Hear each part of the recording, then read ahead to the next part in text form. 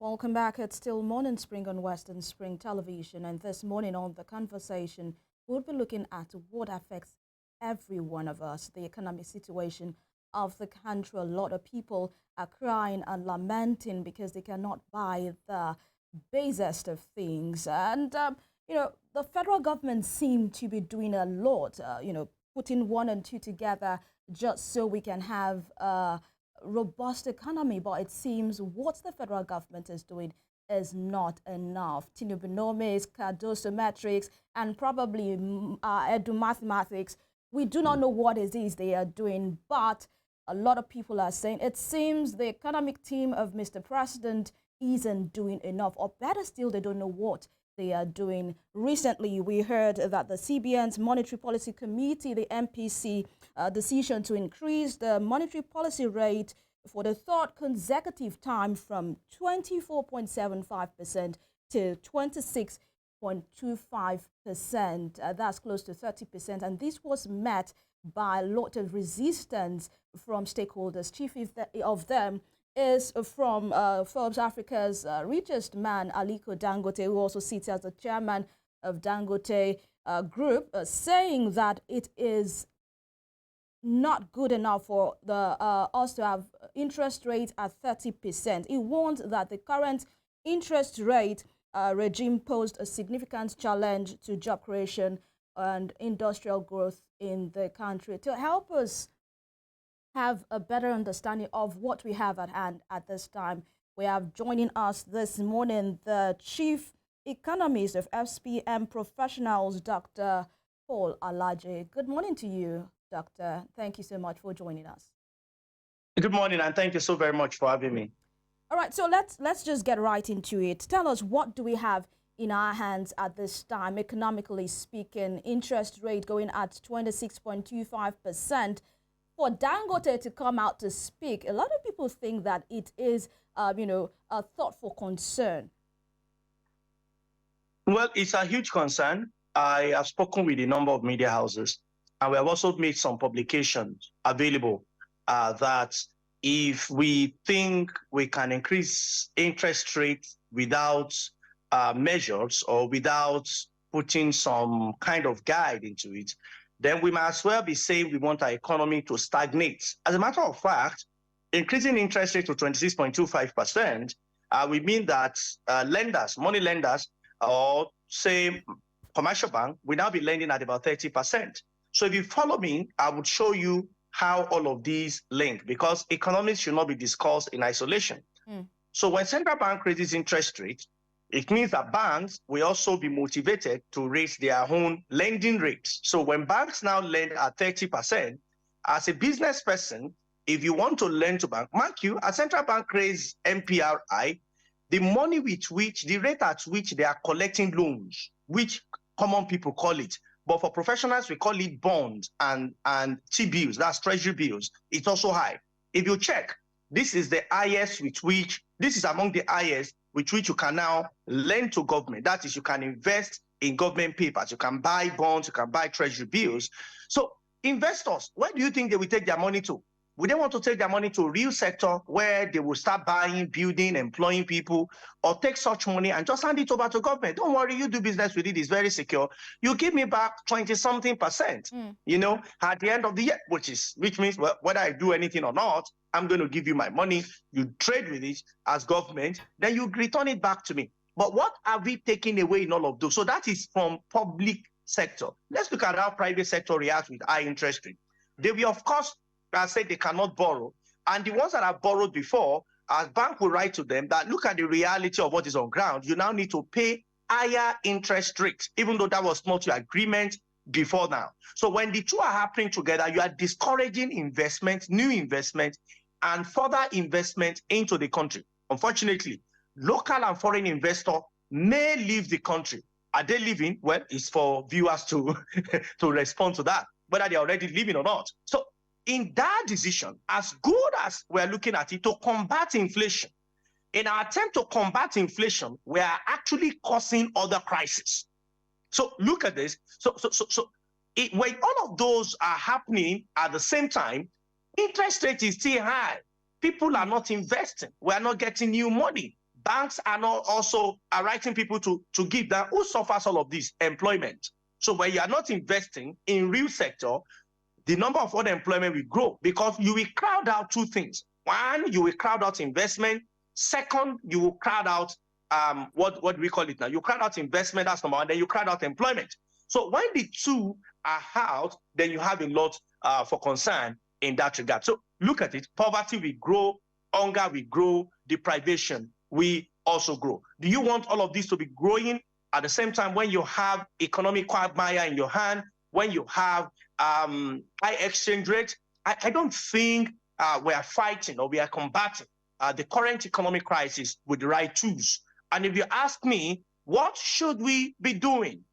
We started to do what we should be doing as a nation, and nothing has changed.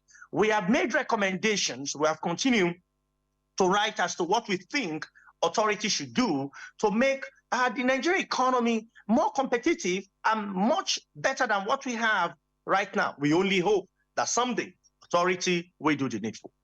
All right, Dr. Alaje, you know, they say doing something over and over again and expecting a different result, they say it's the first law of madness.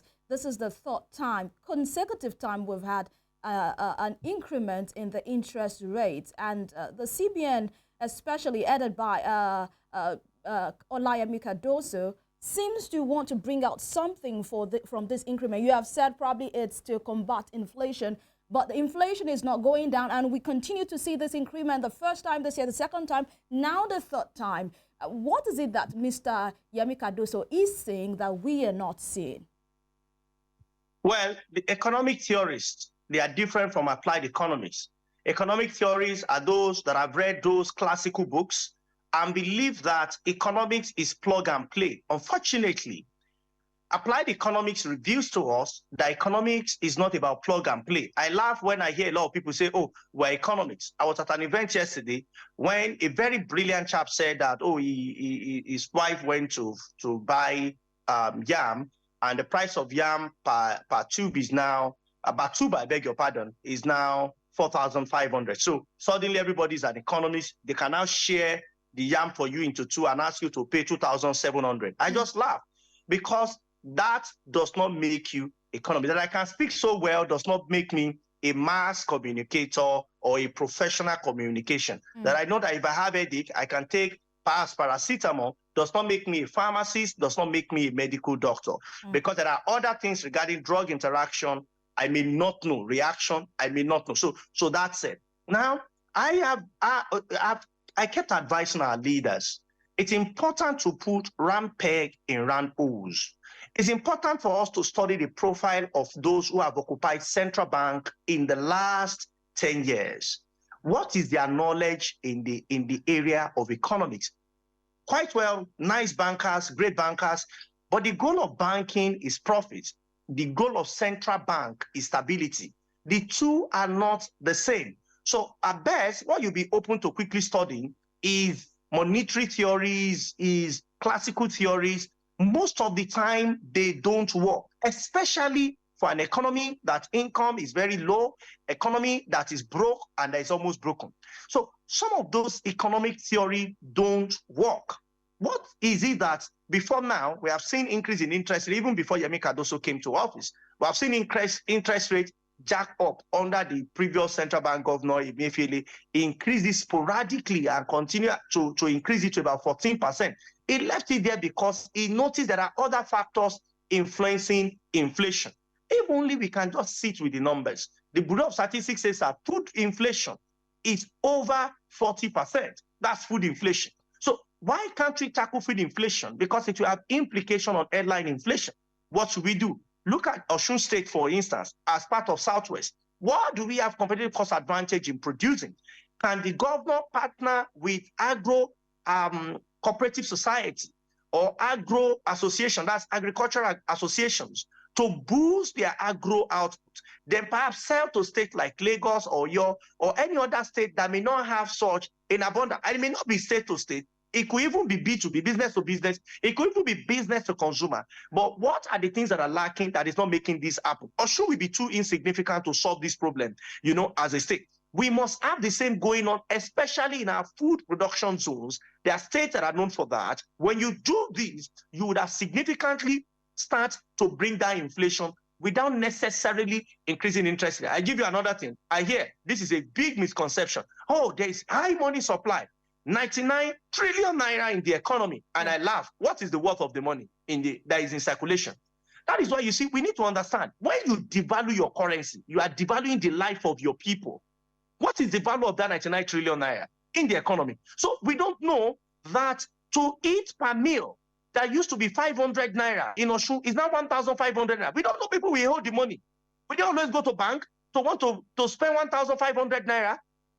So there is a lot of money in the economy, does not mean there is a lot of money in the pocket of the people. So it's important for us to know the difference of when the money is in the pocket of people and when the money is in the economy. So the value of money has so been devalued by several percent. So people will hold money to spend. That is why before we devalue, we said there is going to be a lot of implication. I give you another instance. In one quarter, debt profile emaciated from 87 to 121 trillion naira. Why? Does it mean that we borrowed over 30 trillion naira in one quarter? No. It is because the money we hold as foreign loans, by the time we devalue from 400 to 1,300, the money will also swell like Ijebu Gari. So we are now owing more. Dr. Alaje, are you saying the 100 trillion naira in circulation is not the reason for the inflation hike? Because, you know, economists are saying that over close to 100 trillion naira in circulation is pushing the inflation rate high. And that is why the CBN is doing everything it can to mop up the cash in circulation. We are adopting the wrong approach. To laymen, to non-economists, that will be, because that is what the elementary economists spoke to. There is what they call pass-through in economics. They will not teach it at O level or first degree. That's what they call pass-through. It's necessary. So it is not, you cannot, because of that, start saying that you want to reduce money supply. Reducing money supply, fiscal authority are dashing more money in the same economy. They are giving governments 10 billion each. They are giving people 50,000 naira each, 100,000. Haven't you seen the report? So you are taking from one hand, but your counterpart agency is loading the economy with more money. Because they are in the real sector and they understood that people are broke. So you want to mop money supply, how? As at the time you had 80 trillion naira in the economy, $1 was equivalent of 500, 600 naira. Yeah. Today, $1 is equivalent of 300 naira. But why are we even putting dollar in this conversation? It's simple. Because our economy has a lot of import that is measured in dollar. So for us to keep living, for us to keep consuming, then it's important for us to look at what this value will be. All right, FEMI. And thank you. Fair enough. Also talking about the interest rate, really, and you know, for what Evelyn said, the example she gave was at when Dangote, you know, Aliko Dangote spoke at a function. I like our viewers to just have a hang of what he spoke about, and then we'll continue the conversation there. Dr. Alaje, please hang in there. Mr. Vice President, Your Excellency, I know that today we're battling with a very high interest rate. This interest rate is now saying that we should fight inflation. I'm not an economist. I'm just a local businessman. But, Your Excellency, the other countries, why did they jack up interest rates? Because during COVID, the G7 countries pumped money into their economies to the tune of 18.9 trillion. So their economies were over, you know, I mean, they were over, you know, they are evaporated with so many things. So there are so much of money chasing few goods. So if you have so much of money chasing fewer goods, it means that everything is going to go up. But, Your Excellency, during COVID, we did not, and I repeat, we did not reflect any economy at all. We didn't do anything. The only thing that we did was sharing of palliatives. I'm not talking about Nigeria now. I'm talking about Africa in general. There's no any African country that can. Maybe some few have actually given lower interest rates, but right now, Your Excellency, at 30%, there's no way anybody can create jobs. If interest rate is 30%, there won't be any job creation because we're actually stifling growth. So interest rate can remain 30, but then no growth will happen. All right, that was Alinko Dangote as a function when he spoke about this issue. Dr. Alaje, many persons have been saying that if someone in the stature of Aliko Dangote would be so categorical in saying no business will survive, if we are going around, if this interest rate is what we have right now, for Aliko Dangote to complain, it means things really are not good. But many persons will say, do we really need an Aliko Dangote to tell us this?